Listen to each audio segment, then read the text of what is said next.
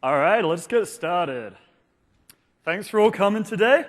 My first question, are you guys ready to get high? Woo! I'll get your minds out of the gutter. I know we're in Vegas, but stop reliving your college days. This is all about high availability. We're going to dive into discuss all the different types of virtualization high availability you can get. So not just with Hyper-V, but extending that to all the System Center family of products. Now, just a show of hands, who's done clustering in Windows Server 2000, Wolfpack? Ooh, a lot of you. Okay, good, good. How about 2003? 2008, R2? Pretty much everyone. And anyone tried Windows Server 8 yet? Few of you. Okay, great. Well, we're going to be covering 2008 R2 and Windows Server 8, as well as System Center 2008 R2 and System Center 2012. So we got a lot of great content, but why is this important? Well, high availability, it's the key piece of infrastructure for your virtualized environment. It ties everything together. It allows you to extend a VM from one computer to multiple computers. It gives you not only high availability, but also mobility, with features like live migration, giving you the ability to move these VMs around. We also get high availability for both planned and unplanned downtime. And we're going to be talking about those different concepts a lot. Planned downtime, this is things such as maintenance, patching. It's when you purposely take a server offline. You're expecting it to happen, but you still want to keep the services running while you're updating it. Unplanned downtime, that's things such as crashes, blue screens, accidents, power outages. We also have high availability for this unplanned downtime. So we're going to look at both concepts and understand how Windows Server failover clustering gives you unmatched high availability. So first we're going to talk about some of the planning considerations you have when you use guest clustering, host clustering, trade-offs between the two. Then we're going to look at clustering in 2008 R2, then System Center 2008 R2, System Center 2012, and Windows Server 8 failover clustering. So we're going to go down the path kind of like the product line, so following the same cycle as the releases that we have.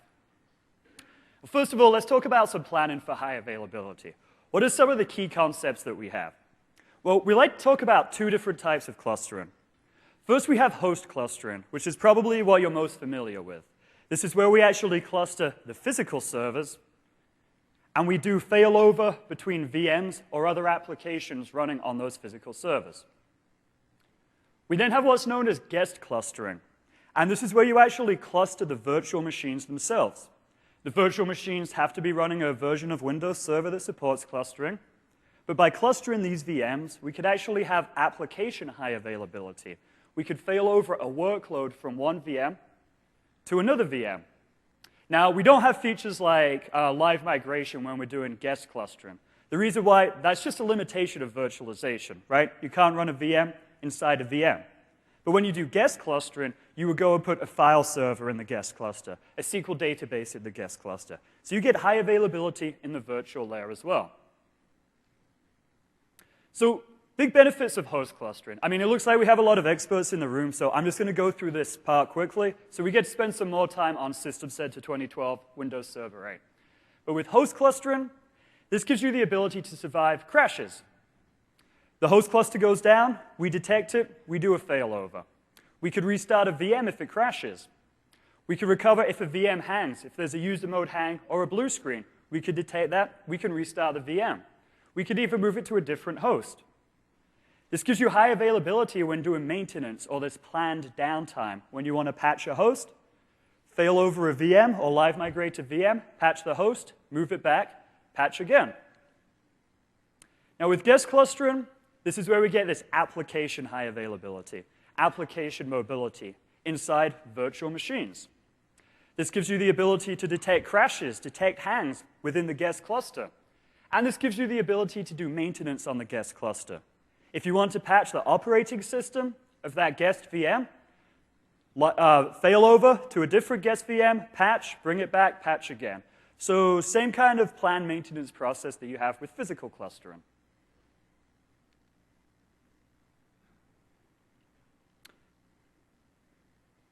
So what about combining the two? We often get asked this. This is absolutely supported.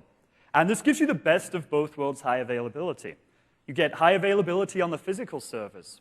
You could do patching, maintenance. You could get high availability inside the guest VMs as well for patching and maintenance.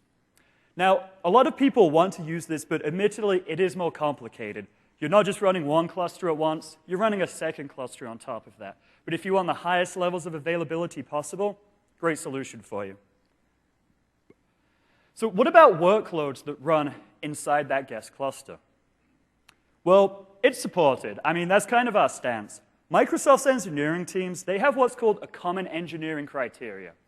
Every team that releases a product with Microsoft has to go through this checklist. It's about a 150-page document of checks, bullet points, things such as supporting IPv6, internationalized domain names, a broad list, but one of the key requirements that every engineering team at Microsoft has to do is test and support their workload running inside a Hyper-V virtual machine. So if you want to be assured all the new products that Microsoft releases, they will all work inside Hyper-V. So have confidence, run your workloads inside of VM. It's going to be supported. If you want to get the most up-to-date list of what is supported, check out this KB article, 957006. It's updated every few weeks, every time there's a new product release, and it gives you a very detailed list of all of the different supported workloads running inside a virtual machine. Now, why is this relevant? Well, even if this workload itself doesn't have high availability, it doesn't run on a cluster, you could run it inside a virtual machine, which is on a cluster. Then you get some levels of high availability. You could detect if the service crashes, if the actual VM crashes, restart it, fail it over. So you could get some high availability, even though it's not directly running on a cluster. Now, sorry, my mouse is skipping a few slides on me here. Let me jump back here. So the other question we get asked a lot is, what about mixing physical and virtual machines? Can I do that? Absolutely. We don't really see a lot of people do this in production, but it's fully supported, so long as the entire solution passes the cluster validation test. So we often see this in kind of test environments, labs, where there's limited hardware. You maybe only have one physical server. You cluster a bunch of VMs that are attached to that same physical host. Fully supported.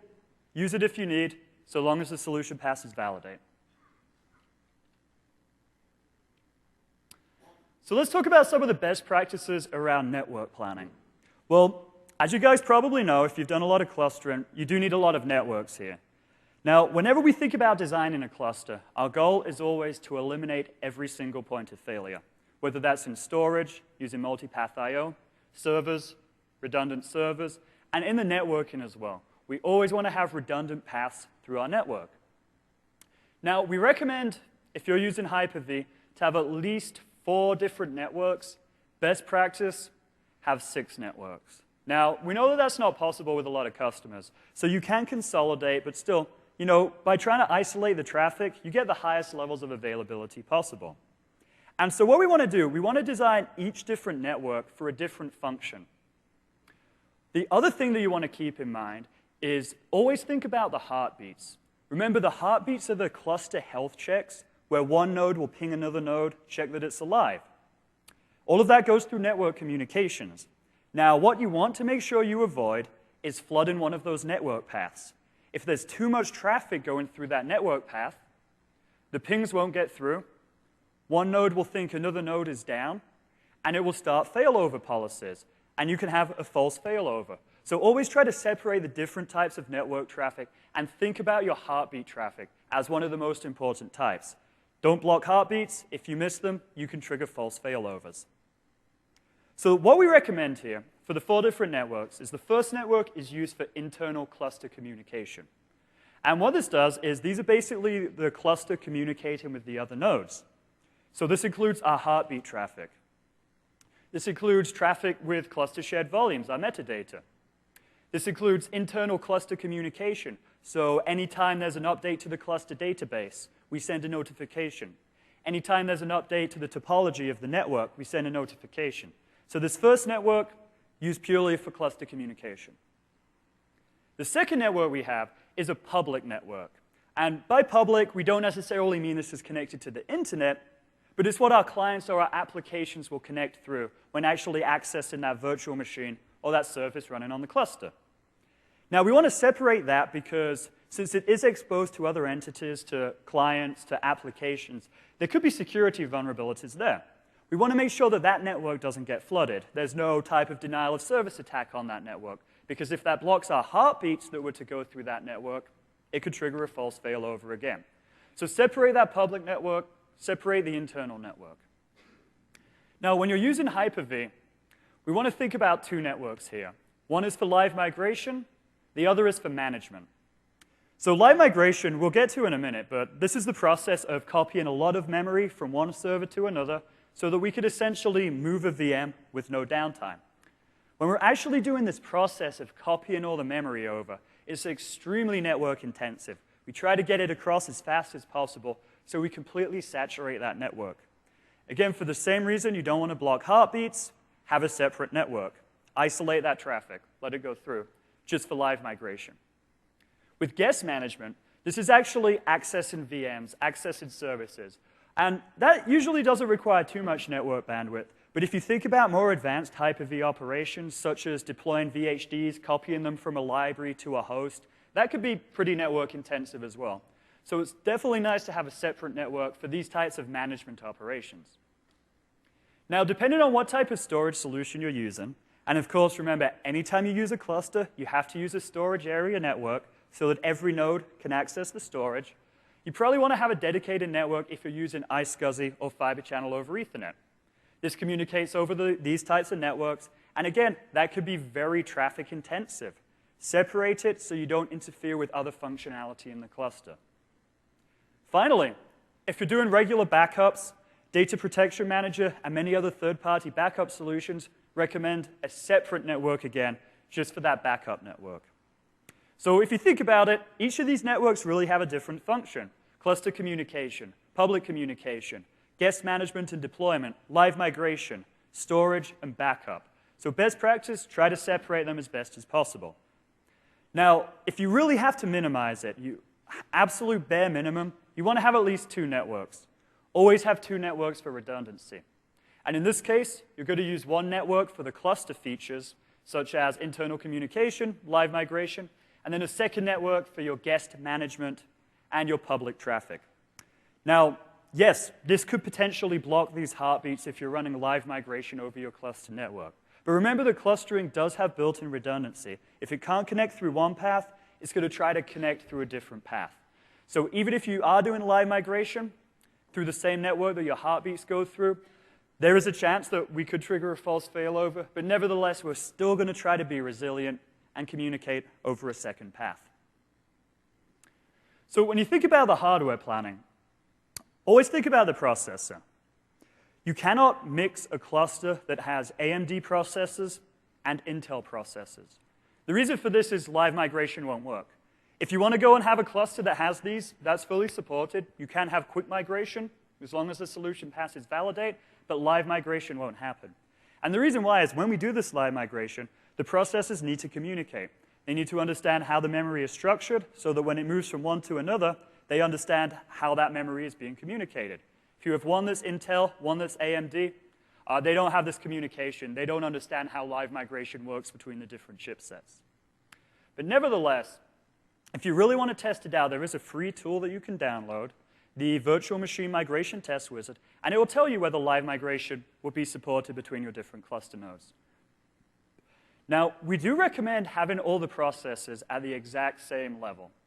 You know, the same chipset, same level. But that's not required. There is actually a setting that you can enable inside Hyper-V, which is called Processor Compatibility Mode. When you check this, you can actually live migrate between processors that are at different levels, different releases, different versions.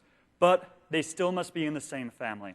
It must all be Intel or all AMD.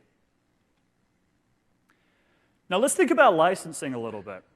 Now with licensing, Windows Server, it comes on Standard Edition, it comes on Enterprise Edition and Data Center Edition.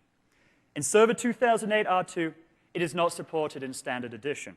But that is actually changing in Windows Server 8. Windows Server 8 failover clustering will also ship on Standard Edition.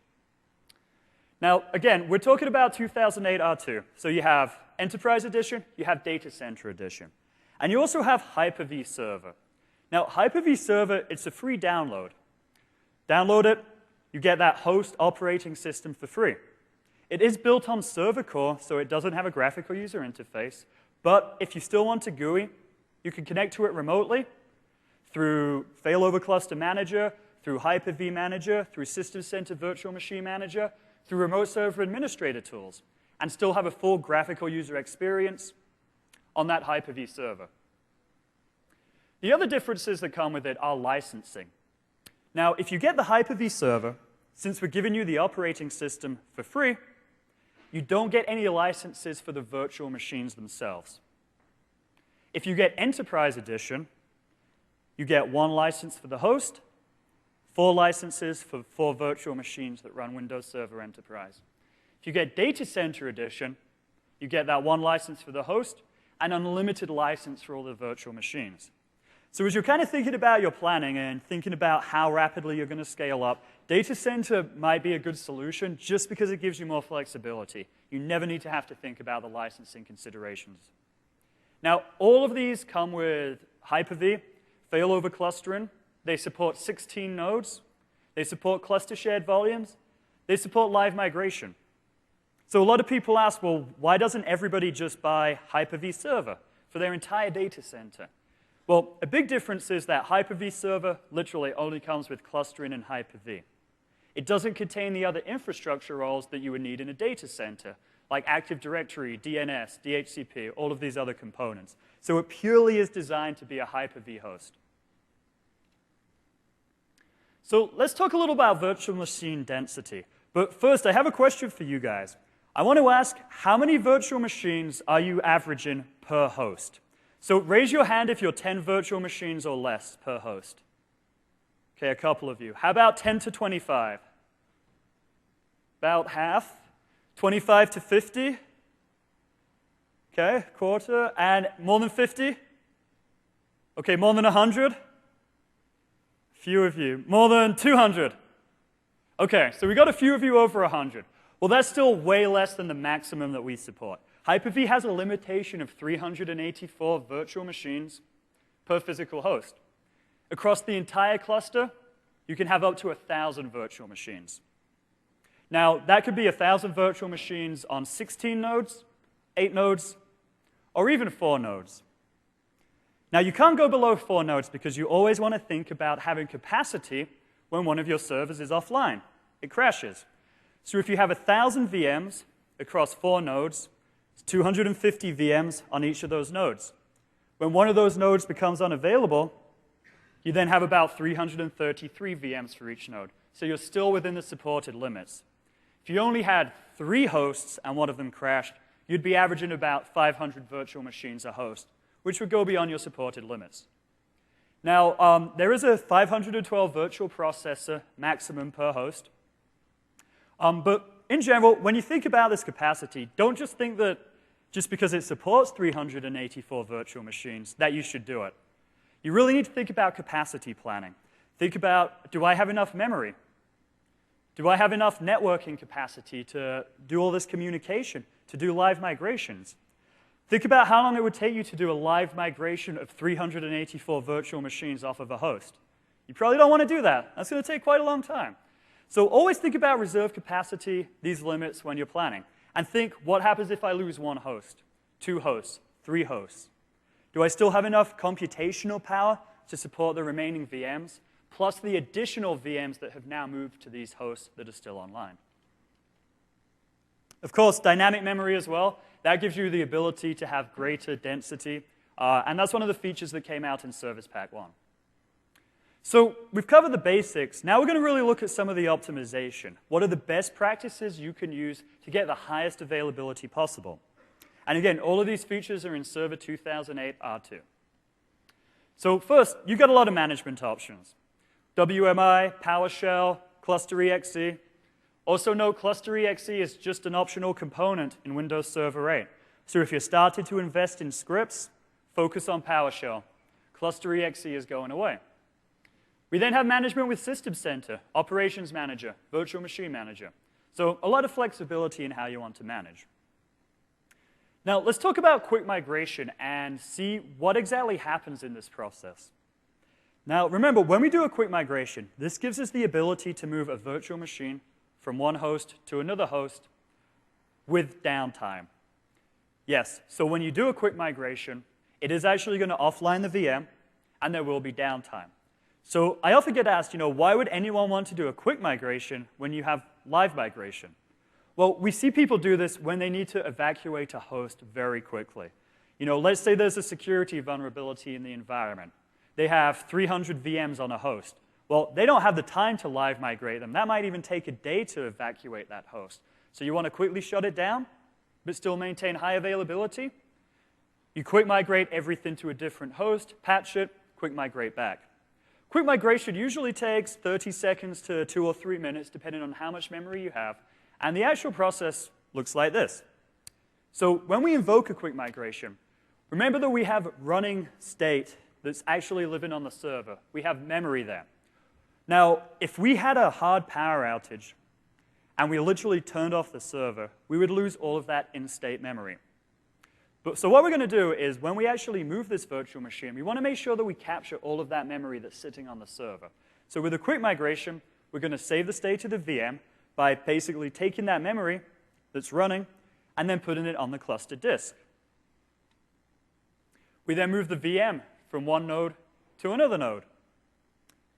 We bring the VM back online and take that memory from the host, from the disk, put it back on the second host.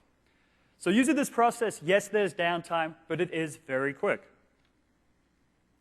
Now, what we wanted to do to introduce live migration was we first had to build this technology called Cluster Shared Volumes, or CSV. Now, Cluster Shared Volumes is a distributed access file system that's optimized for Hyper-V. In this version, it is for Hyper-V only. And when you enable it, you'll actually get an end-user license agreement that reminds you, hey, only use this for Hyper-V.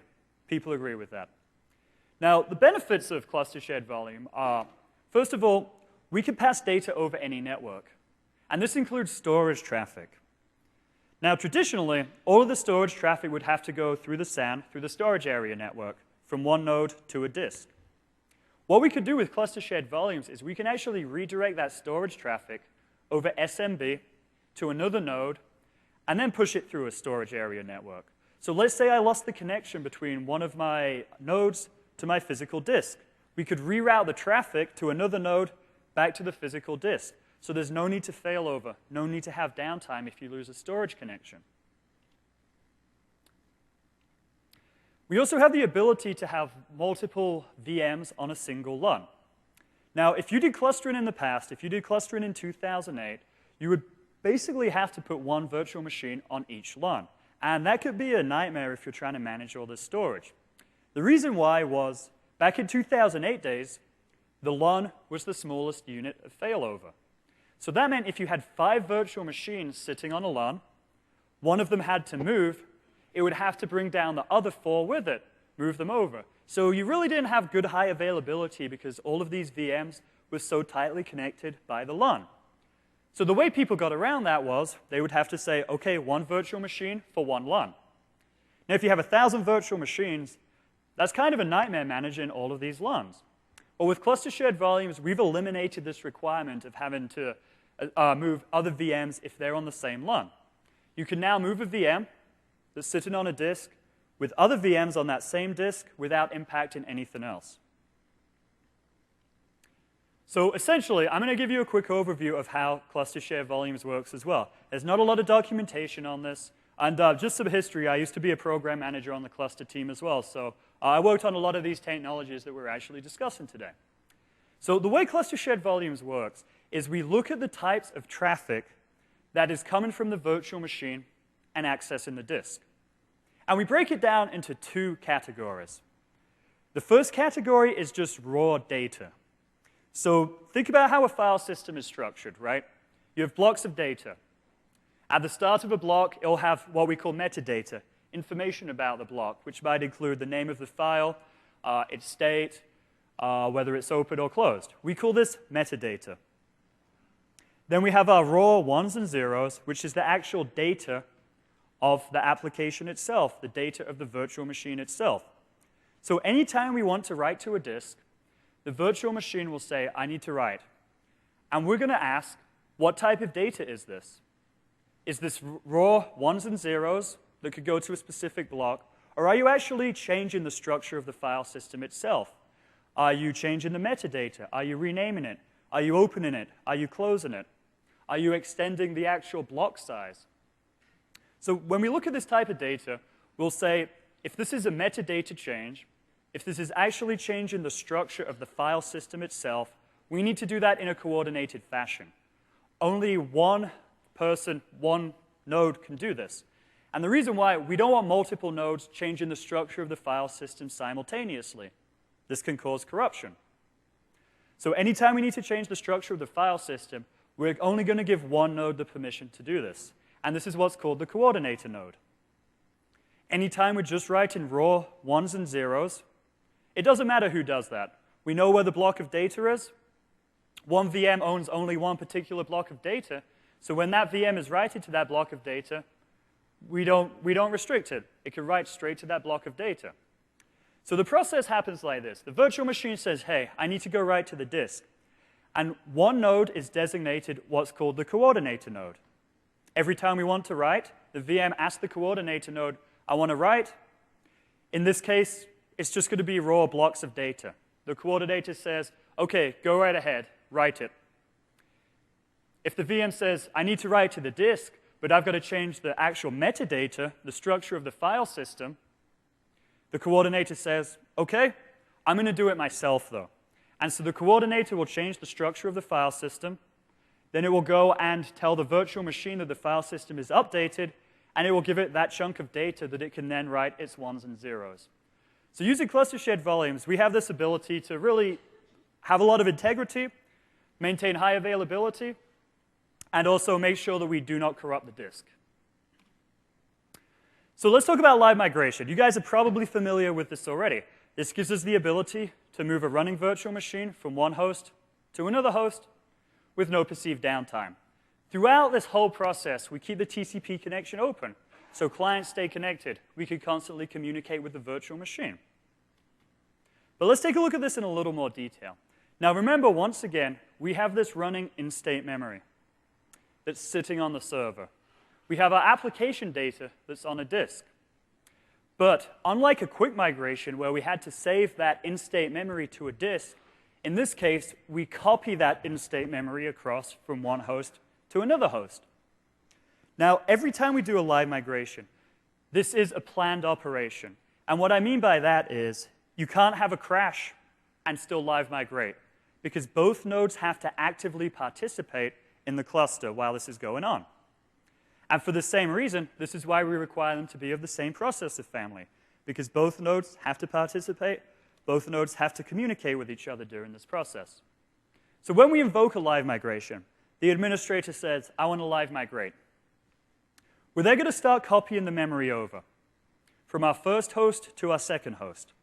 Now, while this is happening, remember, our clients are still accessing it.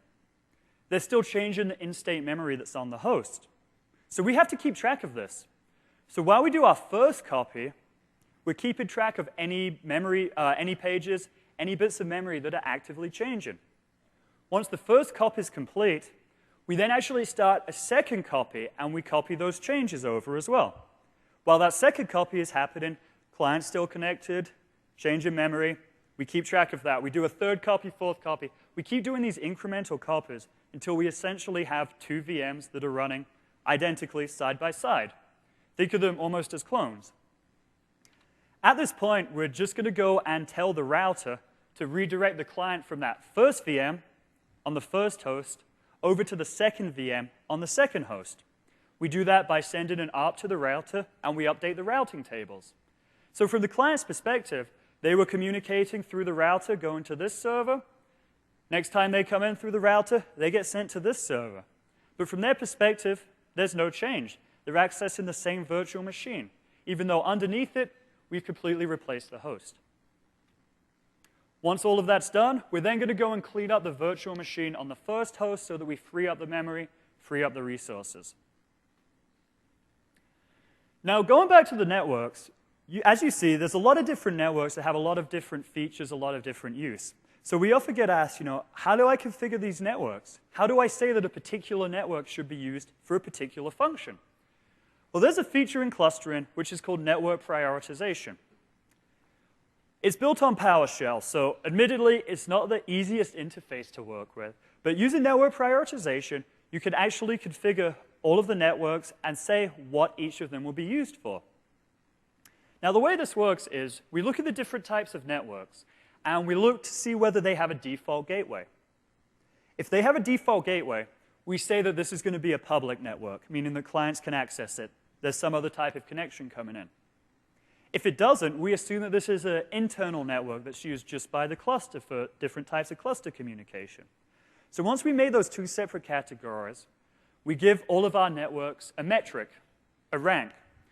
This is a numerical value from 1 to 65,000. For all of the internal cluster networks, we start at 1,000, and we increment by 100. So the very first internal network we see gets a value of 1,000. The next internal network we see, 1,100, 1,200, 1,300, etc. The first public network we see, that gets a rank of 10,000. Then 10,100, 200, 300, etc. And so all the cluster communication is going to follow this value of these different networks. So for internal cluster communication, the very first network that we see, the one with the lowest metric, that's used for our internal cluster traffic. So that's CSV traffic, internal cluster updates to the topology, to the cluster database, and our heartbeat traffic. The second network we see is going to be used for line migration. Third, fourth, fifth, these are then used as redundant networks. So using this network prioritization, it gives you the ability to go and rank some of these networks. Now, next thing that we're going to look at is how to actually protect the memory of the host itself. Now, when you think about running a lot of virtual machines, this uses a lot of resources, right? And it can even consume all of the resources that are on the host. If you take too much memory from the host itself can even crash. Then you lose all types of availability, right? You have to fail over your virtual machines using a quick migration. So that's a really bad situation to be in. So you always need to think about protecting the host itself. Now, Hyper-V has a property called root memory reserve. There's no D at the end, root memory reserve. And this could be set individually on each node. And this actually protects the host from giving away too much memory. It reserves an amount of memory on the host. Clustering has a property called root memory reserved with a D at the end. And that if you configure that on one cluster node, it will actually update the Hyper-V property on every node that's part of the cluster. So you can configure it in one location, and it can make up to 16 updates. Now, when we first released Server 2008 R2 at RTM, a lot of people just didn't know about this. They were not protecting their host adequately. They were getting crashes. So in Service Pack 1, we worked with the Hyper-V team, and we re-engineered how this functions. And we basically made it simple by building our own algorithms straight into Hyper-V, which failover clustering honors. So you actually don't need to configure this anymore. And if you do configure the cluster property, it won't do anything. So what Hyper-V now does is they'll actually look at the resources you have, how much memory you have on the system, and they will actually go and reserve a chunk of memory for you. It is fully configurable, but the amount of memory, it is flexible as well. It is dynamic. And so what this means is it's not just going to be restricted to, let's say, 2 gigabytes of RAM, because sometimes you might not need 2 gigabytes for the host. Why reserve 2 gigabytes for the host if you really only need 1 gigabyte, and you can give an extra gigabyte to those virtual machines? So every couple of seconds, Hyper-V will dynamically look at the resources, the amount of memory that's currently being used by the host and by all of the virtual machines, and it will adjust how much memory is reserved for the host, how much gets allocated to the virtual machines. And once again, all automatic, but this feature is only available in Service Pack 1, so we definitely want to encourage you to update to that. Now we're going to get into some more advanced features and some scenarios of why you want to use each of these.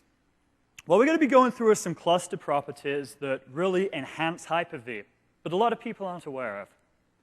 The first one is called virtual machine health monitoring.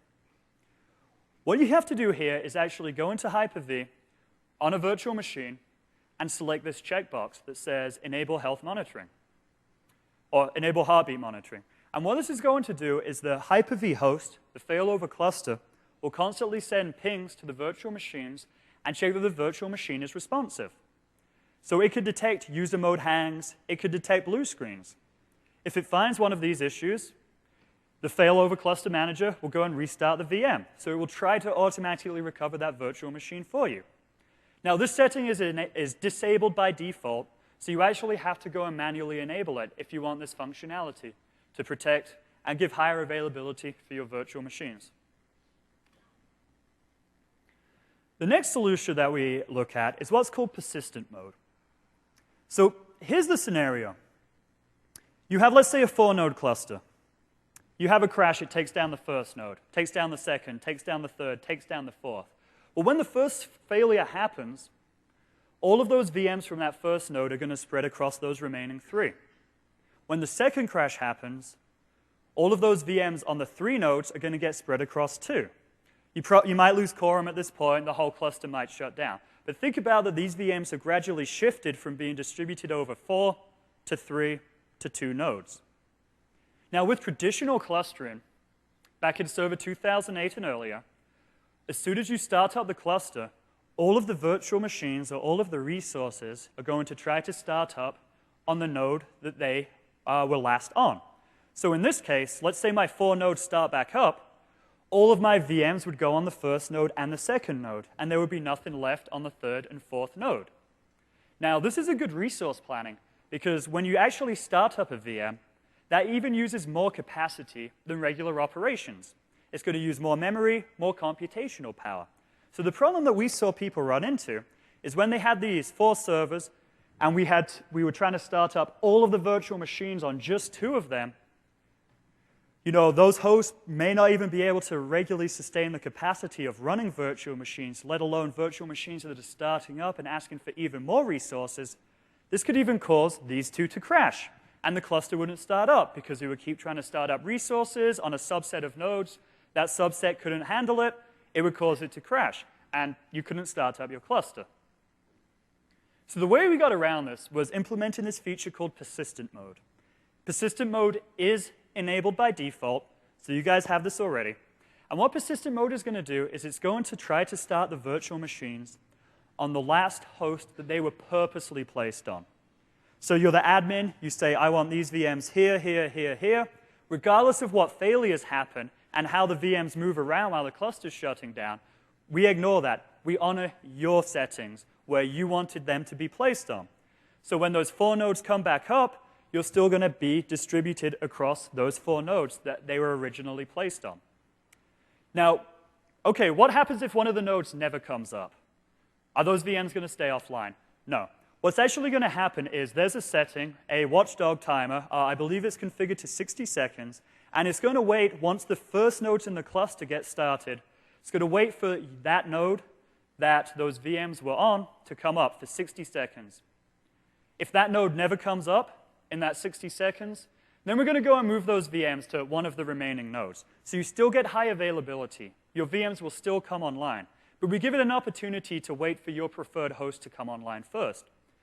Another benefit of this delay is that it lets those other VMs that were on those hosts come up. They come online 60 seconds later, then you add more to it. So you're not immediately flooding those remaining hosts with all of the virtual machines.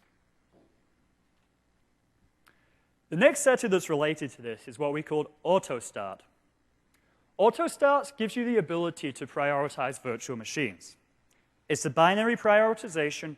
It says they are important or they're not important.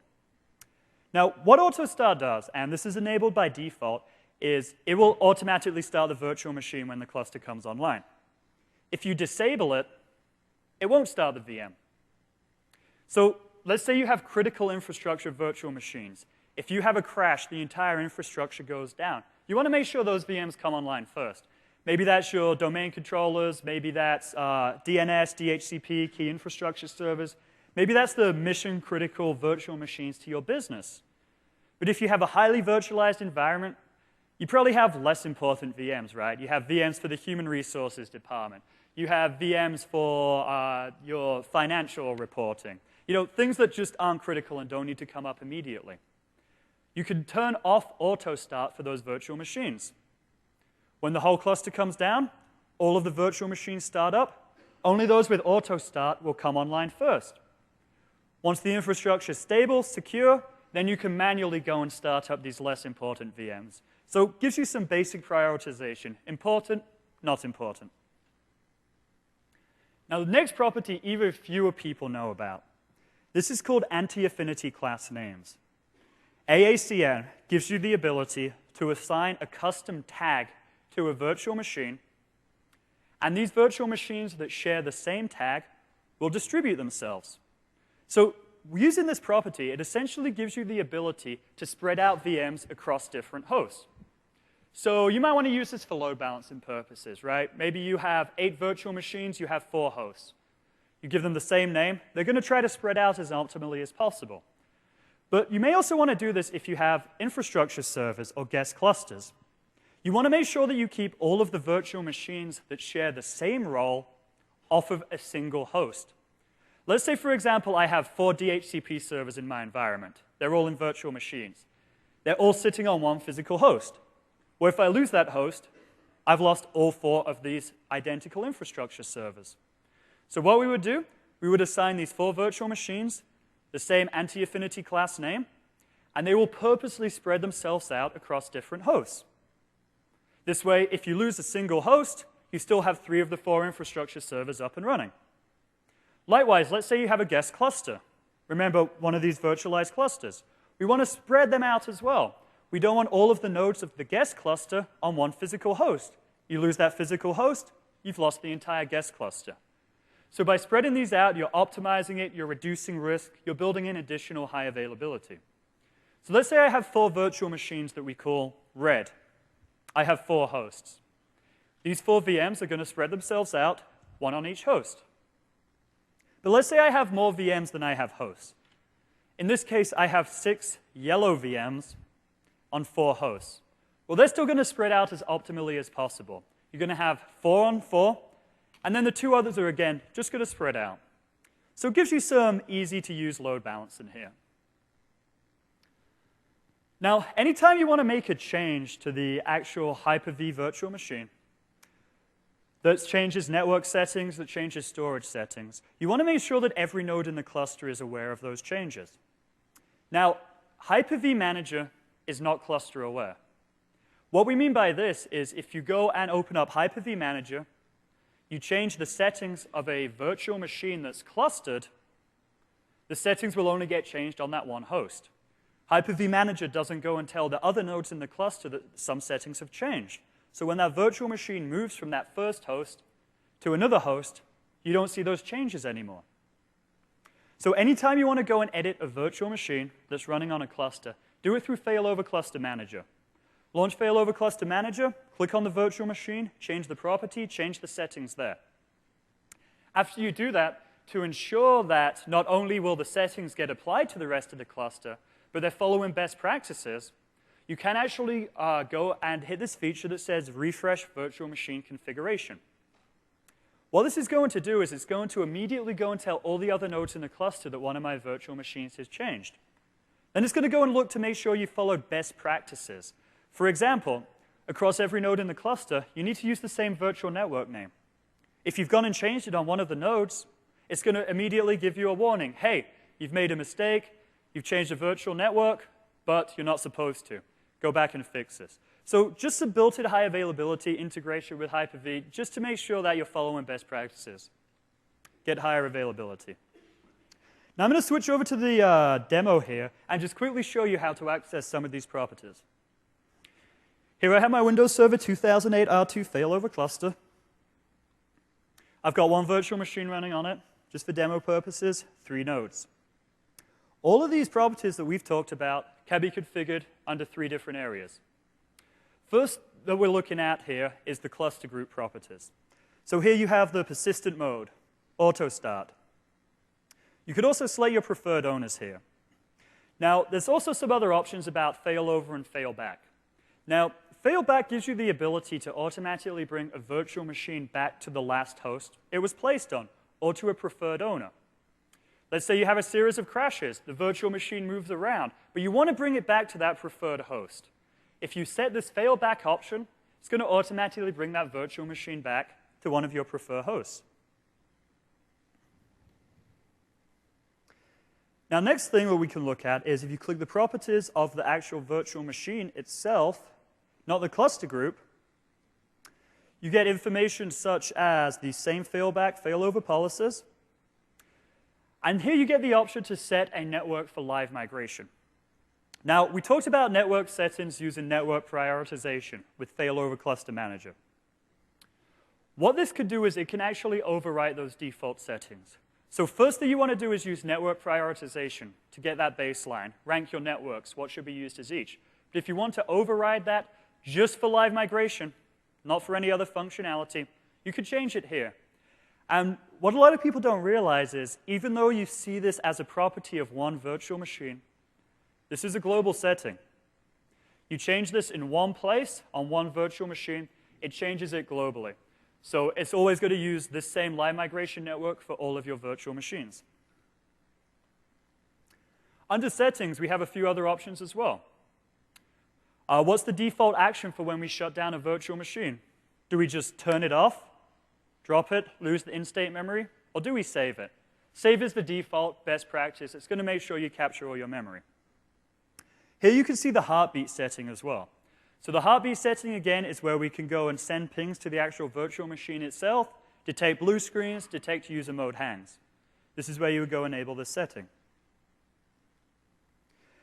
And then under advanced policies, you have some options such as possible owners here. Now, another setting that a lot of people aren't familiar with is run this resource in a separate resource monitor. Now, generally, this isn't used for Hyper-V, but it's a good thing to learn for failover clustering. What this does is, by default, everything that's within a cluster group is going to run in the same resource DLL, the same processing unit. Now, oftentimes, you might get a particularly faulty piece of a virtual machine or piece of a workload, such as a particular disk, a particular IP address, and if that goes down, that can take down the entire group.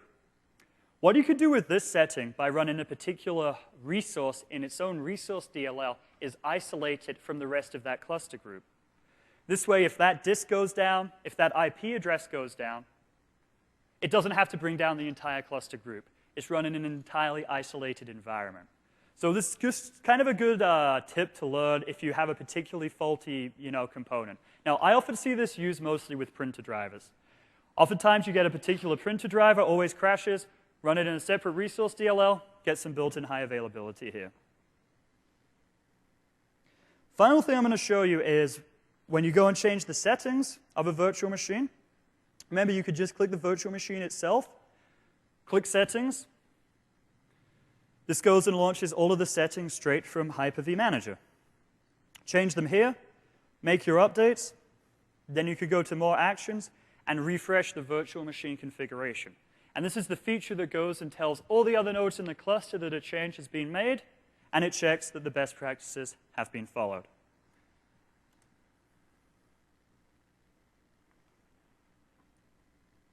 Now, System Set Virtual Machine Manager 2008 R2, it's got a lot of built-in cluster features.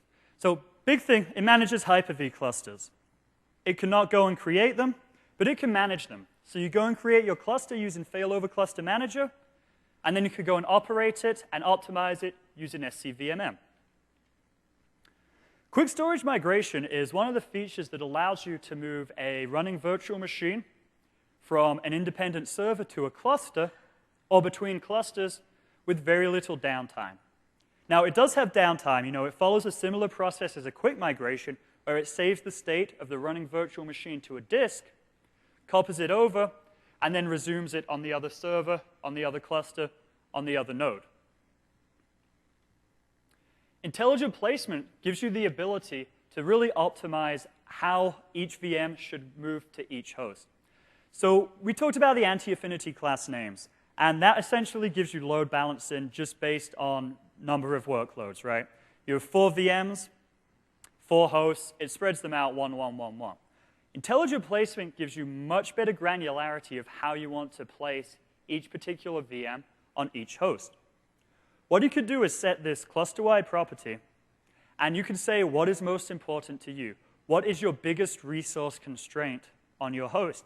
Is it your network, your memory, your computational power, your storage I/O? You say what's most important to you, and any time that you have to live migrate a virtual machine, anytime you deploy a new virtual machine to the cluster, it's going to go and scan all of the hosts. It's going to go figure out which host is best for you based on what's most important to you. So if it's memory, it's going to pick the host that has the most free memory, and it's going to go and deploy that VM there or live migrate that VM there. So this gives you a nice way to really spread out the resources and intelligently plan or allow SCVMM to intelligently plan where each virtual machine should go. So this simplifies your life as an administrator, right? When you do a live migration, you don't need to scan the environment, figure out which node has which resources. You simply say, I want to live migrate. It's going to use this intelligent placement algorithm and move that virtual machine to the best node for you. There's also some enhancements in cluster management that come in VMM 2008 R2. Well, with the live migrations, we already talked about how it uses intelligent placement, but it also determines whether a live migration can be done. It's going to check other settings to make sure you have good network connectivity between a particular host. If it doesn't, it will avoid that host. It allows you to actually queue live migrations. So in the current product, you can only do one live migration at a time. So if you wanted to evacuate a host that had 10 virtual machines, that could take some time, clicking live migrate, live migrate, live migrate. With VMM, you could queue them. You could say, I want to live migrate all of these VMs, click go. Go grab your coffee, come back later, they've all been migrated. Additionally, there's a feature called node maintenance mode. And this gives you the ability to evacuate a host. What you're going to do is place a node into maintenance mode. First thing it does is it pauses the cluster. Pause cluster is an operation that basically says, don't move anything on this host. It's locked. Don't put anything on it. After it's paused the host, it will then serially live migrate all of these VMs off it. You also have the option to quick migrate all of the VMs if you want it to be faster. But this prepares a particular host to be patched, for example. You have 10 VMs on a host. You want to patch it. You put it into maintenance mode.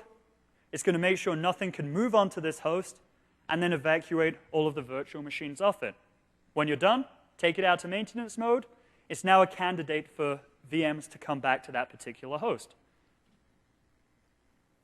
We then have performance and resource optimization, which is kind of an advanced load balancing technology here. Now, it does require integration with Operations Manager. What you're essentially doing is using Operations Manager to monitor the health of the hosts. If there's a problem with a particular host, it sends an alert to Virtual Machine Manager, and Virtual Machine Manager will redistribute the VMs to eliminate that alert. So one of the most common examples we see here is the host memory is overallocated. VMM says, hey, you're about to completely kill this host. We want to start evacuating virtual machines so we can proactively avoid the problem rather than reactively fix it. Operations Manager sees that the host memory utilization is above a certain threshold, maybe 80%, starts kicking off live migrations that will gradually evacuate those VMs from that host so that the threshold drops to a safe level again. Here's a quick graphical example of how this works. Let's say on my host on the left, I have overutilization. Operations Manager sends an alert. VMM says, OK, I'm going to go and move one of these virtual machines. It then uses intelligent placement. Remember that algorithm that we've said is going to find the best host possible? It uses the intelligent placement algorithm to find the next best host, and it will live migrate it or quick migrate it over to that host. That's going to balance the capacity. Everything goes green again. So let's see what's coming out in System Center Virtual Machine Manager 2012 to enhance this cluster management even further. Well, there's been a lot of focus on high availability in System Center 2012. First of all, we have high availability for the VMM management server itself. Now, in 2008 R2 System Center VMM, the way you would get high availability for the VMM management server was to put it inside a virtual machine that's on a cluster. So you could live migrate the VM, but there were some restrictions, right? You're trying to manage a VM from the VM management suite. If you're actually trying to live migrate it, you had different network disconnections. You could run into some issues. So what you could do with system set to 2012 VMM is actually have the VMM management server sit directly on the failover cluster, on the bare metal. And you could fail over between the different bare metal nodes on top of the cluster. So you have high availability for the management server. For high availability for the library server, same story as before, you could actually cluster that file server. Now, with virtual machines, you can now create non-highly available virtual machines on cluster nodes. Back in old VMM, anytime you wanted to deploy a virtual machine on a cluster node, it had to be a highly available virtual machine. Otherwise, you'd have to go through Hyper-V Manager, and you would configure it there yourself. But now using VMM 2012, whenever you actually go deploy a VM on the cluster, by default, it will be highly available, but you have the option to not cluster it. We now also expanded our management. We can manage Xen clusters. We can manage Hyper-V clusters that are in untrusted domains. And we can even create a cluster. So heterogeneous hypervisor management. Well, one of the big things that Microsoft thought about when we said, hey, we really want to be the cloud foundation and make Virtual Machine Manager one of the primary cloud management solutions, is we realized we had to do more than just manage Hyper-V, right? We understand a lot of people that want to move to Microsoft, they already have these investments in legacy hardware. They might be using Citrix. They might be using VMware. So to make the transition easier, we decided to really enhance our support and manage these heterogeneous environments. So using just VMM 2012, you can manage your vCenter, vSphere servers, 4.1 and above, and your Citrix Xen Center and your Citrix Xen servers. Now, if you're actually managing Citrix, you don't even need Xen Center. We can communicate straight with the Xen servers themselves. If you're using VMware, we do still require vCenter.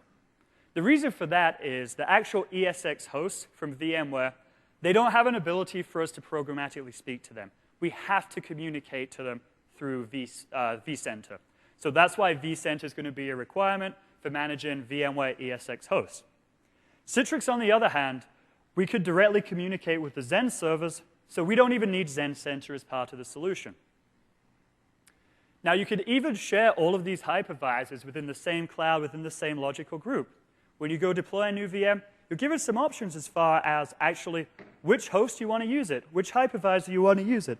And I'm going to show you in a quick demo how we do that. So here I have VMM 2012. This is running the release candidate version.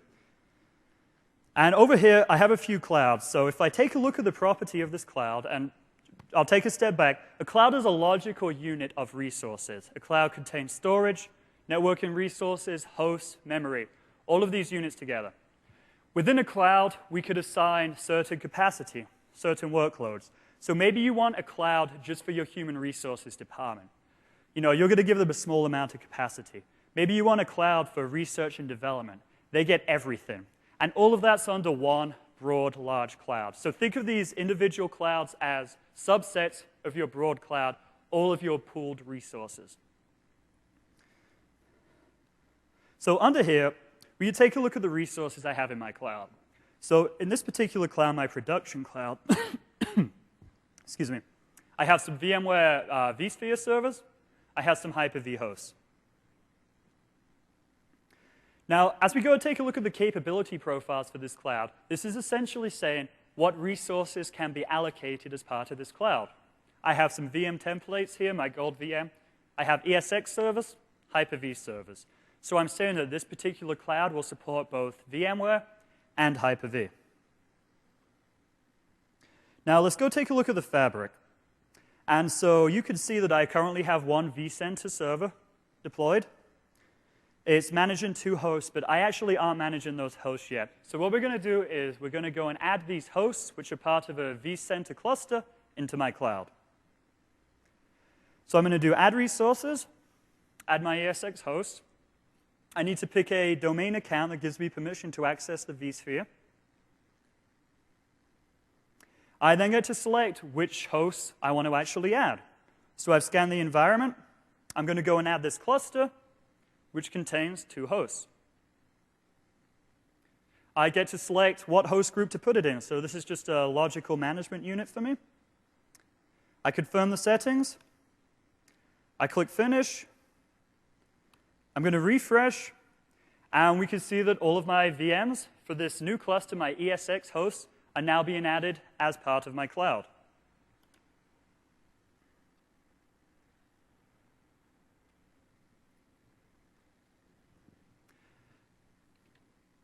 So let's talk about some of the provisioning options that we have as well now. Now, in the past, sometimes if you got a bare metal box, had to plug it in, it could take a while to configure it. System set to 2012 VMM, we give you the ability to deploy a bare metal server. We just need a baseboard management controller, and we can communicate with that over IPMI or Smash, and we essentially say, hey, plug it in, give this bare metal host a power, give it an internet connection or Ethernet connection, and from that, we could go communicate with Windows Deployment Server, we could download images, and we could deploy a bare metal host straight from taking it outside of the box. Now, a lot of people say, but I thought we could already, provision hosts. The difference here is that we do not have an operating system installed on this yet. When we think about provisioning these VMs in system set to 2008 R2, we often assume that there was an actual operating system already installed. In this case, we don't even need an operating system. We just need to be able to communicate straight to the host. So what we do here, we got our VMM server. It speaks to storage. We have a resource pool. We have our networking resources. We go and boot. We download an image from WDS, Windows Deployment Server. It could take that image from our VMM library. We install the operating system. We can then run unattended scripts to add things such as domain credentials, usernames, passwords. Once that's added, we can then add roles and features. So we're going to add failover clustering. We're going to add Hyper-V. Once that's ready, we can automatically create a cluster from it or join it to an existing cluster. So that includes not only creating the cluster, but there's also validation built in as well now. So we could go validate the configuration, make sure that it's going to be supported in the failover clustering world. We get the validation report pulled back up to us inside VMM. So we get told whether validation was successful, whether the configuration is suitable for clustering. And so we've literally gone from 4 bare metal servers to a highly available Hyper-V cluster in a fully automated fashion. Now, admittedly, it's going to take some time to set this up, but if you have a large data center, you're really looking to scale and simplify this kind of repetitive manual operation, this could be a great solution for you. Update management was another feature that was added to simplify the patching process. Now, if you've done patching on clusters, it's painful, right? You take the first host, you evacuate the VMs, you patch, you reboot, check for dependent patches, go through the cycle again, and then move on to the next server. So if you have a 16-node cluster running 1,000 VMs across it, you might almost be in a continual state of patching, literally 24 hours a day, every week, every time patches come out. So we really wanted to simplify this. And we do this through this technology called update management. With update management, we can communicate with System Center Configuration Manager or Windows Server Update Server. And we could get patches from that, install them. So the way the process works is we first create a group. This could be an entire cluster. It could be certain nodes in a cluster. Or it could be multiple clusters or individual hosts. It could even be infrastructure servers. We actually don't require it just to be a cluster. But let's just focus on the cluster piece of this. So let's say we have a group that is a cluster, 8 nodes in a cluster. We're going to go and create a baseline, or take a baseline from Configuration Manager or WSUS that says these are the required patches for this particular group. We then go and we scan all of the nodes in that group and figure out which have the right patches, which are missing patches. Once we figure out the list of which nodes need which patches, we serially go and patch each node in the cluster. So first we're going to put it into node maintenance mode. Remember, that pauses the host. You can't put anything on that host. And then it will start to serially live migrate the virtual machines off it. Once that node is evacuated, we deploy the patch. We reboot if required. We then scan and check for dependent patches. Install, reboot, repeat. Once that host is fully compliant, we then take it out of maintenance mode. It becomes a candidate for VMs, and we move on to the next host in the cluster, put it into maintenance mode, evacuate, and we repeat this process until we've patched all of the hosts in the cluster with the patches that you've defined in your baseline, and you've patched the entire fabric. Now, one thing to keep in mind is this only patches the hosts. It does not patch the virtual machines themselves. But if you had a guest cluster made up of virtual machines running in the guest, you could go and patch that using the same process. The reason why it doesn't automatically patch both simultaneously is there's just so much variation in what actually sits inside the guest operating system. You have different requirements for Hyper-V host than you have for an application server, so oftentimes the same patches aren't applicable. And if you're running something that's not a Windows Server operating system in the host, we might not even be able to patch that at all. So we talked about the patch management. Next big feature we want to talk about is dynamic optimization. This essentially gives you the same functionality as performance and resource optimization, or PRO, that we had in the previous version of Virtual Machine Manager. But it does not require Operations Manager. What dynamic optimization will do is it will look at all the host resources, and it will load balance the workloads based on your preferences again, whether that's memory, network, compute, or storage. So it's automatically going to try to distribute these resources and load balance across the different hosts. It will use live migration, so there's no downtime for the virtual machines. And again, the big advantage of this compared to the previous version, no dependency on Operations Manager. So you could deploy just VMM and get this load balancing functionality. Now, in addition to dynamic optimization, is what we call power optimization. With power optimization, we can actually not only move VMs to different hosts, but we can power down a host if it's not needed. A lot of people are thinking green IT, reduce the size of my data center, save money. This is another way to help your company save money by turning off unused servers. We will simply turn them off. As long as we can wake from LAN or restart from LAN, when we need them back again, we'll turn it on. So, if your business is primarily a 9-to-5 business, it'll turn off most of your servers in the evening. However, it still honors the fact that it's part of a cluster, and it still honors quorum logic. So it's never going to shut down more hosts than the cluster wants you to. So you'll still maintain high availability, you can still sustain a failure, and the entire system will keep running. In the morning, once utilization picks up, dynamic optimization says, hey, I'm going to need more hosts, let me start to wake them up, bring them back to the cluster, start putting virtual machines on it. So easier management for you. And then with enhanced placement, we talked about intelligent placement in the previous release. We've just made it better.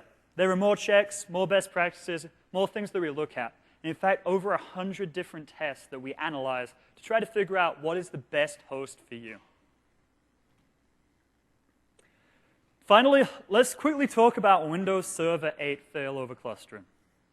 Now, the beta was released very recently, so you could download it, you could play around with it today. And there's been a lot of enhancements that we've put in failover clustering, and a lot of them are focused specifically on Hyper-V, optimizing it, making it the best platform for virtualization. So first thing that we did is increase our scale, increase what we support, over 4 times the scale of what we had in Windows Server 2008 R2. We support 64 nodes in a cluster, up from 16. We support 4,000 VMs in a cluster, up from 1,000. This is the largest supported cluster, most VMs you can run it in the industry. And as we keep testing, there's a good chance that we're going to bump up these limits as well. This is based on the best hardware that the cluster lab can purchase today, and we're going to keep increasing this. So expect there to be 8,000, 16,000, maybe even more virtual machines coming out in the future. But don't hold me to that, okay? Don't quote me on that. So we made some improvements to validation specifically around Hyper-V. There is a whole new category of tests just for Hyper-V now. So when you run validation report, previously you had 4 categories: storage, network, inventory, and general. Now there's a 5th one for Hyper-V. And we're only going to go and run this test if we detect that it's a Hyper-V host, if the Hyper-V role is installed. If it isn't, you're using this as a file server, we're not going to go and run these tests. But what these tests are going to do is make sure that the hosts, all of the hosts in the cluster are prepared for Hyper-V. It's going to check that you have the roles installed. It's going to check that you have the same name for the virtual networks across every node. It's going to check that all of the nodes can communicate over that virtual network. It's really going to think about all these best practices that you need to optimize for Hyper-V. Make sure that you're following them up front. So a lot of the settings that I talked about earlier, right, where you have to refresh the virtual machine configuration, we've built that logic now into our validation report just to make things easier for you. So less configuration you need, less background knowledge, we're going to give it to you in a nice, easy-to-use report. Now, when you move to Windows Server 8, our migration wizard has now added support for Hyper-V. And so what we do now is you can actually migrate virtual machines from your Windows Server 2008 R2 cluster to your Windows 8 cluster.